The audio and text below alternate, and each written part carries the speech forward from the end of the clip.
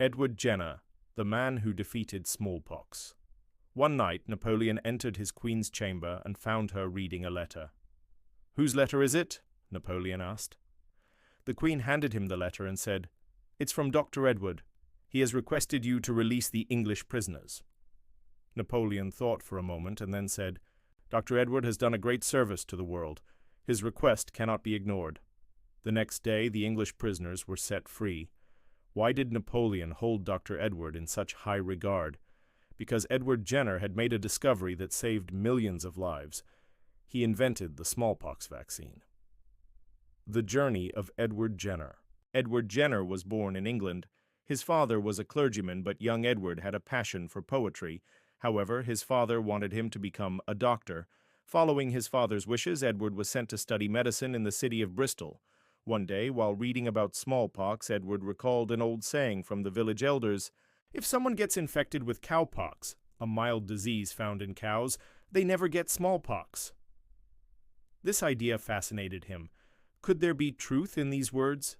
Jenner discussed it with other doctors, but they laughed at him. They dismissed the idea, saying that the beliefs of uneducated villagers had no place in science. But Edward was not discouraged.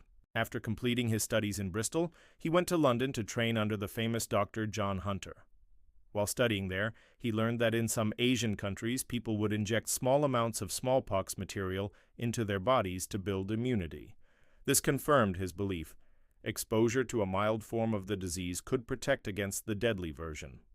Dr. Hunter advised Edward, "Go back to your village, open a clinic, help people, and continue your research on smallpox. In London, you won't even find cows, let alone study cowpox properly."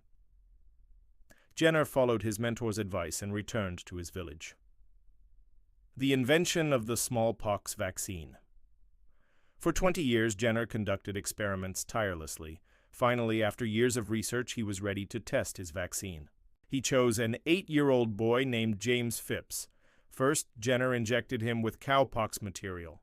A month later, he injected him with smallpox. The world reacted with outrage. "Dr. Jenner is risking a child's life. He is bringing village superstitions into science. He is interfering with nature." Despite the criticism, Jenner was confident in his research. He knew James would not get smallpox, and he was right. The boy remained completely healthy. To further prove his theory, Jenner injected another man with smallpox, this time someone who had not received the cowpox vaccine.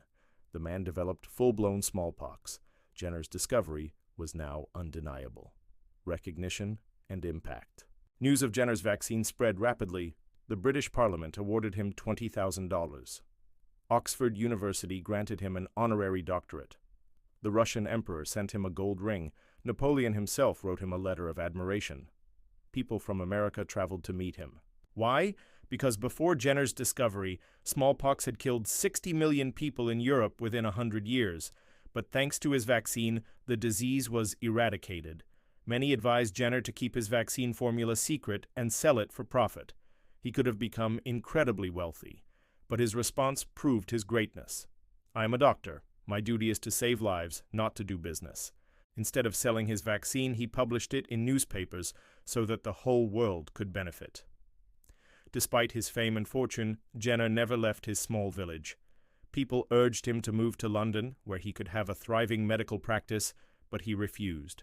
"I received everything because of my simple village life. Why should I leave it? Besides, London has many doctors, but my village has only me. If I leave, who will care for the poor?" A legacy that lives on. Today, nearly 200 years after Edward Jenner's death, his name still shines in history.